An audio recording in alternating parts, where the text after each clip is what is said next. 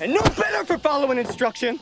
This overseer is deliberately giving a black slave a hard time. Not only did he kick the boards Paul had just nailed down, but he even tried to whip Paul. Paul, who had been oppressed for so long, could not stand it any longer. He grabbed the whip and fought back. It wasn't until the farm steward arrived that Paul dropped the whip. The overseer was on the ground, wailing in pain. By now, Paul had begun to regret his impulsive behavior. He was just a lowly slave here. At any moment, he might be subjected to retaliation by the overseer. Sure enough, the insulted overseer soon found two helpers. They were going to hang Paul from a tree. Just as Paul was about to suffocate, the steward appeared and stopped them. I say, be gone!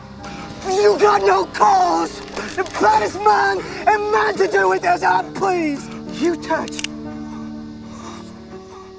Paul thought he was saved, but the butler had no intention of saving him. He wanted to show Paul that defiance was not an option, until the farmer came back in the evening and found Paul and put him down. Then he took Paul back to the house and told him that Paul's life was in danger if he stayed here. For Paul's safety, he decided to sell him to another farmer. Anxious, Paul told him that he was a free man from the north, that he had been trafficked to the south, and that he wanted the farmer to let him return to the north. Upon hearing this, the farmer was instantly angered. Paul was a slave he had paid for, so how could he let him go? The next day he sold Paul to John. John's treatment of the slaves was even more brutal. He gave the slaves a lot of work every day. They had to pick over 200 pounds of cotton in one day, or they would be whipped. If a slave died from overwork, he would simply have his men bury him. This woman's name was Zoe. She was John's favorite slave. She had to pick twice as much cotton every day as anyone else, and every night she was abused by John. Poor Zoe didn't want to go on suffering any longer. So one night, she quietly woke Paul and asked him to kill her. Although Paul sympathized with Zoe, but he couldn't possibly do such a thing, so he turned Zoe down. But the next day, Zoe disappeared. Thinking she'd escaped, John turned on the others. But it wasn't long before Zoe returned. John angrily asked her where she'd been. Zoe was terrified and gave a quick explanation.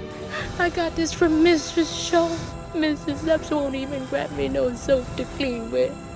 I stink so much I make myself gag. But John thought she was looking for an excuse to run away. To punish Zoe, he had his men tie her to a tree, and then he handed Paul a whip. But the kind-hearted Paul couldn't do anything about it. John angrily grabbed the whip from Paul's hand and beat Zoe furiously. Zoe's screams didn't make John feel any pity. Only when Zoe's back became a bloody mess did John drop the whip. Paul regretted seeing Zoe in such a terrible state. Maybe he should have agreed to Zoe's request that night. After this incident, he decided to find a way to get out of here.